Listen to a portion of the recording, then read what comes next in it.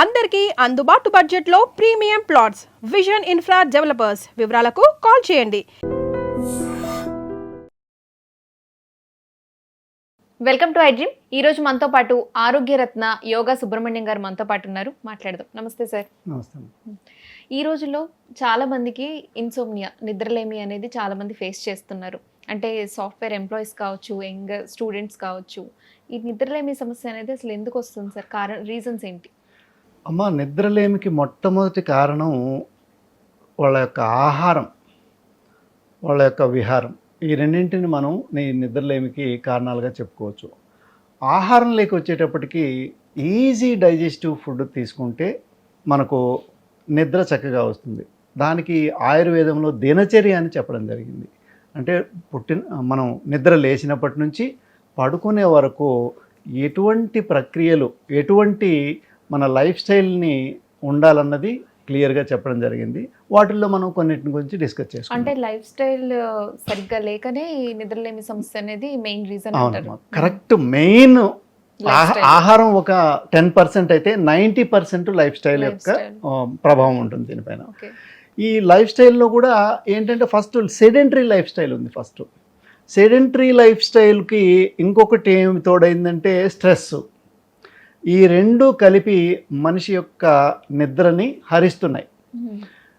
దీనికి మనం సమాజాన్ని నిందించలేము, మనం వాతావరణాన్ని నిందించలేము, మన ఇంటి యొక్క పరిసరాలని నిందించలేము, దేనిని నిందించలేము. ఎందుకంటే ఆ పరిస్థితుల్లో మనం జీవిస్తున్నాం. కాకపోతే కొంత మన జీవితంలో కొంత అలవాట్లలో కొంచెం చేంజ్ చేసుకుంటే మనం ఈ నిద్రలేమి నుంచి బయటపడవచ్చు. మెయిన్ కారణం చెప్పాలంటే ఇవి రెండే. మనం ఎక్కువ స్ట్రెస్ ఉండడం, ఎక్కువ పాజిటివ్ థాట్స్ తగ్గిపోవడం, నెగిటివ్ థాట్స్ పెరిగిపోవడం, పాస్ట్ థాట్స్ని ఎక్కువగా చేయడం. నాకు గతంలో ఇలా జరిగిందే అని కుంగిపోతూ బాధపడుతూ ఉండడం ఒక కారణం అయితే, గతంలో జరిగినటువంటి బ్యాడ్ ఇన్సిడెంట్స్ అన్నింటినీ గుర్తు చేసుకుని బాధపడుతూ ఉన్నా కూడా నిద్ర పట్టదు. భవిష్యత్తులో రేపు ఏం చేయాలి, ఒక నెల తర్వాత ఏం చేయాలి, ఒక సంవత్సరం తర్వాత ఏం చేయాలి, ఒక 10 సంవత్సరాల తర్వాత ఏం చేయాలి అనేది కూడా ఇప్పుడే ప్లాన్ చేసుకుంటూ ఉంటారు చాలామంది. 10 సంవత్సరం అంటే మానవుడు ఆశావాది కాబట్టి భవిష్యత్తును గురించి ఎక్కువగా ఆలోచించి ఒక దశ వరకు ఆలోచిస్తే మనసు పర్వాలేదు, బ్యాలెన్స్లో ఉంటుంది. పాస్ట్ థాట్స్ను కూడా అప్పుడప్పుడు వస్తూ ఉంటాయి. వాటిని వచ్చినప్పుడు ఇగ్నోర్ చేస్తూ మనం ప్రజెన్స్లో మనం నడుస్తూ ఉన్నామంటే, మన జీవన కార్యక్రమాలన్నీ ప్రజెన్స్లో చేసుకుంటూ పోతూ ఉన్నామంటే పాస్ట్ థాట్స్ అంతగా మనల్ని బాధించవు. ఎప్పుడైతే మన ఆలోచనల్ని ఎక్కువగా పాస్ట్లోకి పంపిస్తూ ఉన్నామంటే అవి అగైన్ అండ్ అగైన్ రిపీటెడ్గా అవే వస్తూ ఉంటాయి, బాధిస్తూ ఉంటాయి, నిద్రలేమికి కారణమవుతాయి. ఓకే సార్, మీరు ఇప్పుడు ఏమన్నారంటే లైఫ్ స్టైల్ అన్నారు.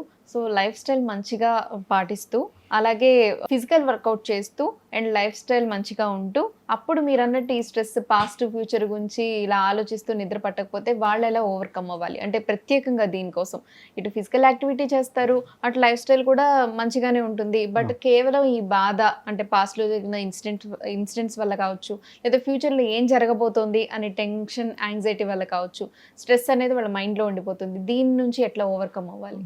చాలా ఇంపార్టెంట్ క్వశ్చన్ ఇది, చాలా ఇంపార్టెంట్ టాపిక్. ఎప్పుడు కూడా ఒకవేళ మనం అన్నీ చేస్తున్నాం, పొద్దున్నే వాక్ చేస్తున్నాము, జిమ్ చేస్తున్నాము, లేదా యోగా చేస్తున్నాము, ఆసనాలు చేస్తున్నాము, ఫుడ్ కూడా మంచి ఫుడ్ తీసుకుంటున్నాము, అయినా కూడా పాస్ట్ థాట్స్ వస్తూనే ఉన్నాయి, ఫ్యూచర్ టెన్షన్స్ ఉంటూ ఉన్నాయి. దీనికి మెయిన్ రీజన్ ఏంటంటే మన ఇడా పింగళ నాడులు, అంటే సూర్యనాడి, చంద్రనాడి ఇన్బ్యాలెన్స్ ఉంటుంది. మ్యాక్సిమం పీపుల్లో ఏమవుతుందంటే, ఆరోగ్యవంతమైనటువంటి వ్యక్తిలో కుడి ముక్కు 1 గంట సేపు కనుక ఫ్రీ ఫ్లో ఉండి ఎడమ ముక్కు కొంచెం టైట్ ఉంటుంది. 1 గంట తర్వాత ఎడమ ముక్కులో ఫ్రీ ఫ్లో అయ్యి కుడి ముక్కు కొంచెం టైట్ అవుతుంది. ఇది సూర్యనాడి, చంద్రనాడికి గంటకు ఒకసారి మార్చుకుంటూ ఉంటుంది మన శరీరం. ఎందుకంటే ఈ సూర్యచంద్రనాడులు వచ్చేసి మన శరీరంలో ఉష్ణోగ్రతని బ్యాలెన్స్ చేసేటి టెంపరేచర్ రెగ్యులేటర్స్. అదేవిధంగా సూర్యనాడి వచ్చేసి సింపథెటిక్ నర్వస్ సిస్టమ్ని యాక్టివేట్ చేస్తుంది. ఏదైనా మనం పని చేయాలి, ఎంతూజియాస్టిక్గా ఉండాలి, అప్పుడు సూర్యనాడి ఆడుతుంది. ఎప్పుడైతే మనం రెస్ట్ తీసుకుంటామో, లేదంటే కొంచెం ప్రశాంతంగా ఉండాలనుకుంటామో, నిద్రపోయేటప్పుడు కూడా ఈ చంద్రనాడి యాక్టివేట్లో ఉన్నప్పుడు కొంచెం లెథార్జిక్గా, డ్రౌజీగా ఉంటుంది. సో ఇవి రెండింటిని బ్యాలెన్స్ చేసుకోవడానికి మన యొక్క యోగులు అనేక రకాలైన పద్ధతులు పాటించారు. అందులో ప్రాణాయామం చేస్తూ ఉంటే సూర్యచంద్ర నాడులు బ్యాలెన్స్ అయ్యి సుషుమ్న నాడి అంటే ప్రజెన్స్లో ఉండడానికి, సూర్యనాడి ఎక్కువగా కనుక ఫ్లో ఉండిందంటే ప్రజెంట్ టు పాస్ట్ కాకుండా ఫ్యూచర్ థాట్స్ ఎక్కువగా రన్ అవుతూ ఉంటాయి.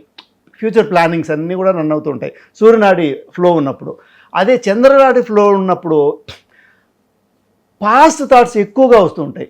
ఫ్యూచరు ప్రజెంట్స్ మర్చిపోయి అన్ని పాస్ట్ థాట్టే రిపీటెడ్గా అగైన్ అండ్ అగైన్ వస్తూ ఉంటాయి.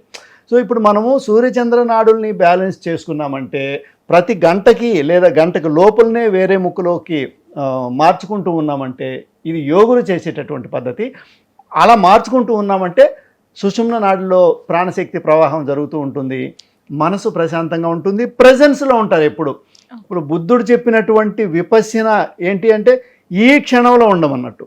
అంటే పశ్యన చూస్తూ ఉండాలి, అంటే ఈ క్షణంలో చూస్తూ ఉండాలి అన్నింటినీ. ఒకవేళ మనం ప్లానింగ్ వేసుకుందాం, పాస్ట్ థాట్స్ వస్తే రానివ్వండి, జస్ట్ వాటిని ఇగ్నోర్ చేస్తూ గమనిస్తూ ఉండండి, సాక్షిగా చూస్తూ ఉండండి. థాట్స్ వస్తూ ఉంటాయి, మనము థాట్స్ కాదు కదా, మనము ఎరుక, వీఆర్ ద కాన్షియస్నెస్. సో మనం కాన్షియస్నెస్ అయినప్పుడు పాస్ట్లో వచ్చే థాట్స్ని మనము వేరుగా చూడాలి, వాటిని అవి ఆబ్జెక్టివ్ అయిపోవాలి మనకి. వాటిల్లో ఇన్వాల్వ్ అయినామంటే దుఃఖం వస్తుంది, నిద్ర పట్టదు. పాస్ట్ థాట్స్ వస్తే రానివ్వండి, మనం ఆటంకపరచకూడదు, వాటిని బలవంతంగా ఆపకూడదు. థాట్స్ని ఆపలేం, ఎందుకంటే అది ఒక ఎనర్జీ. సో వాటిని మనము చూస్తూ ఉన్నాం అనుకోండి, విపశ్యన అంటే బాగుగా చూస్తూ ఉన్నాం అనుకోండి, అవి వచ్చి ఒక్కొక్కటే డిసప్పేర్ అయిపోతూ చివరిలో ప్రజెంట్లో నిలబడిపోతుంది.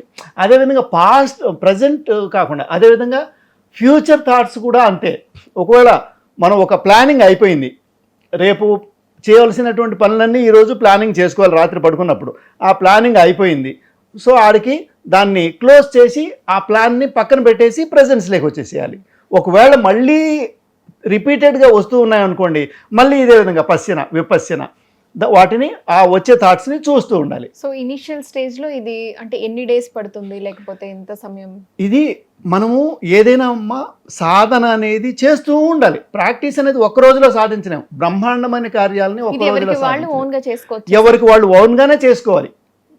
లేదు ఇంకా ఏదైనా సహాయం కావాలంటే మనం మ్యూజిక్ సహాయం తీసుకోవచ్చు. ఇప్పుడు యూట్యూబ్లో బోలెడన్ని నిద్రపోయేటప్పుడు పెట్టుకునే మ్యూజిక్స్ ఉన్నాయి, వాటిని ఇనీషియల్గా మనం హెల్ప్ తీసుకోవచ్చు.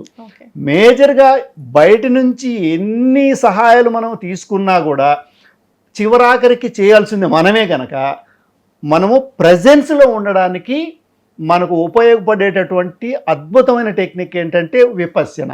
అది కూడా శ్వాసానుపశ్యన, కాయానుపశ్యన, భావానుపశ్యన, శ్వాసానుపశ్యన, చిత్తానుపశ్యన. ఈ 4 దశల్లో విపశ్యన అంటే చూడడం, సాక్షిగా చూస్తూ ఉండడం.